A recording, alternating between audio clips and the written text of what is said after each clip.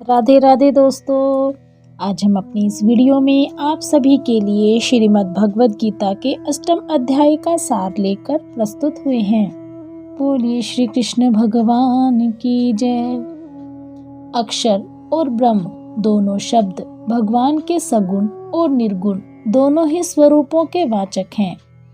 भगवान का नाम ओम है, उसे ही अक्षर और ब्रह्म कहते हैं। इस अध्याय में भगवान के सगुण निर्गुण रूप का और ओंकार का वर्णन है, इसीलिए इस अध्याय का नाम अक्षर ब्रह्म योग रखा गया है। 7वें अध्याय में भगवान ने अपने समग्र रूप का तत्व सुनने के लिए अर्जुन को सावधान करते हुए उसके कहने की प्रतिज्ञा और जानने वालों की प्रशंसा की और फिर अनेक प्रकार से उस तत्व को समझाकर ना जानने के कारण को भी भली भांति समझाया और अंत में ब्रह्म, अध्यात्म, कर्म, अधिभूत, अधिदेव और अधियज्ञ के सहित भगवान के समग्र रूप को जानने वाले भक्त की महिमा का वर्णन करते हुए उस अध्याय का उपसंहार किया। इन छहों का तथा प्रणय काल में भगवान को जानने की बात का रहस्य भली भांति न समझने के कारण इस 8वें अध्याय के आरंभ में अर्जुन उपयुक्त 7 विषयों को समझने के लिए भगवान श्री कृष्ण से 7 प्रश्न करते हैं। अर्जुन ने कहा, हे भगवान, हे पुरुषोत्तम, ब्रह्म क्या है, आत्मा क्या है, कृपा करके यह सब मुझे बताएं। हे मधुसूदन, यज्ञ का स्वामी कौन है और वह शरीर में कैसे रहता है और मृत्यु के समय भक्ति में लगे रहने वाले आपको कैसे जान पाते हैं। भगवान श्री कृष्ण ने कहा, अविनाशी और दिव्य जीव ब्रह्म कहलाता है और उसका नित्य स्वभाव अध्यात्म व आत्म कहलाता है। जीवों के भौतिक शरीर से संबंधित गतिविधि कर्म या सकाम कर्म कहलाती है। हे देहधारियों में श्रेष्ठ निरंतर परिवर्तनशील षट प्रकृति अधिभूत कहलाती है। भगवान का विराट रूप जिसमें सूर्य तथा चंद्रमा जैसे समस्त देवता सम्मिलित हैं अधिदेव कहलाता है तथा प्रत्येक देहधारी के हृदय में परमात्मा स्वरूप स्थित मैं परमेश्वर अधियज्ञ कहलाता हूँ और जीवन के अंत में जो केवल मेरा स्मरण करते हुए शरीर का त्याग करते हैं वह तुरंत मेरे स्वभाव को प्राप्त करता है, इसमें जरा भी संदेह नहीं है। हे कुंती पुत्र, शरीर त्यागते समय मनुष्य जिस जिस भाव का स्मरण करता है वह उस भाव को निश्चित रूप से प्राप्त होता है। अतएव हे अर्जुन, तुम्हें कृष्ण रूप में मेरा सदैव चिंतन करना चाहिए और साथ ही युद्ध करने के कर्तव्य को भी पूरा करना चाहिए। अब तुम अपने कर्मों को मुझे समर्पित करके तथा अपने मन एवं बुद्धि को मुझ में स्थिर करके तुम निश्चित रूप से मुझे प्राप्त कर सकोगे। हे पार्थ, जो व्यक्ति मेरा स्मरण करने में अपना मन निरंतर लगाए रखकर अविचलित भाव से भगवान के रूप में मेरा ध्यान करता है वह मुझको अवश्य ही प्राप्त होता है। मनुष्य को चाहिए कि परम पुरुष का ध्यान सर्वज्ञ, पुरातन, नियंता, लघुतम से भी लघुतम, प्रत्येक का पालन करता, समस्त भौतिक बुद्धि से परे, अचिंत्य तथा नित्य पुरुष के रूप में करे। वे सूर्य की भांति तेजवान हैं और इस भौतिक प्रकृति से परे दिव्य रूप हैं। मृत्यु के समय जो व्यक्ति अपने प्राणों को अपनी भौहों के मध्य स्थिर कर लेता है और योग शक्ति के द्वारा अविचलित मन से पूर्ण भक्ति के साथ परमेश्वर के ध्यान में स्वयं को लगाता है वह निश्चित रूप से भगवान को प्राप्त होता है। जो वेदों के ज्ञाता हैं, जो ओंकार का उच्चारण करते हैं और जो संन्यास आश्रम के बड़े बड़े मुनि हैं वे भी ब्रह्म में प्रवेश करते हैं।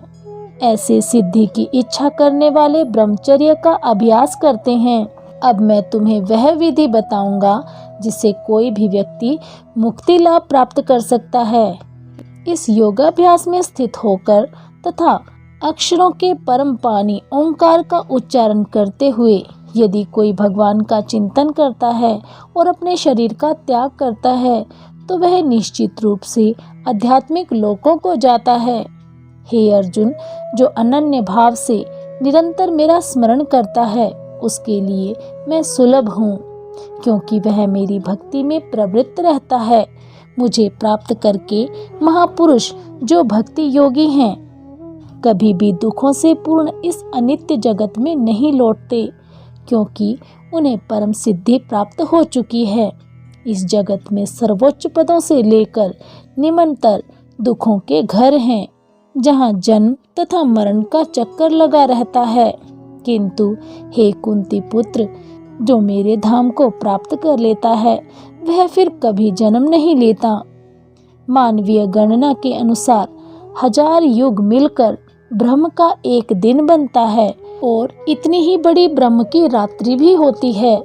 ब्रह्म के दिन के शुभारंभ से सभी जीव अव्यक्त अवस्था में व्यक्त होते हैं, और फिर जब रात्रि आती है तो वे पुनः अव्यक्त में विलीन हो जाते हैं। जब जब ब्रह्म का दिन आता है तो सभी जीव प्रकट होते हैं, और ब्रह्म की रात्रि होते ही असहायवत विलीन हो जाते हैं। इसके अतिरिक्त एक अन्य अव्यक्त प्रकृति है जो शाश्वत है और इस व्यक्त तथा अव्यक्त भाव से परे है। यह परा और कभी नाश न होने वाली है। जब इस संसार का सब कुछ लय हो जाता है तब भी उसका नाश नहीं होता, जिसे वेदज्ञ अप्रकट तथा अविनाशी बताते हैं, जो परम गंतव्य है, जिसे प्राप्त कर लेने पर कोई वापस नहीं आता। वही मेरा परम धाम है। भगवान जो सबसे महान है, अनन्य भक्ति द्वारा ही प्राप्त किए जा सकते हैं। यद्यपि वह अपने धाम में विराजमान रहते हैं तो भी वे सर्वव्यापी हैं और उनमें सब कुछ स्थित है।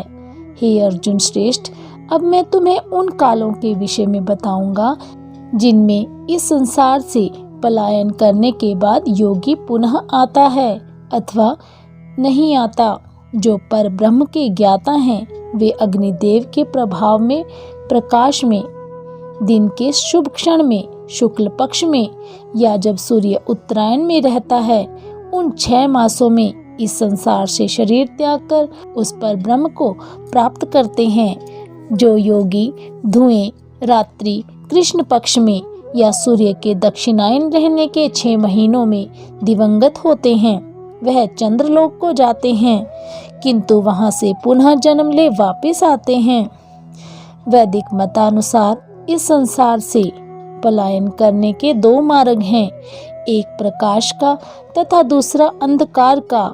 जब मनुष्य प्रकाश के मार्ग से जाता है तो वह वापस नहीं आता, किंतु अंधकार के मार्ग से जाने वाला पुनः लौट कर आता है। हे अर्जुन, यद्यपि भक्तगण इन दोनों भागों को जानते हैं किंतु वे मोहग्रस्त नहीं होते।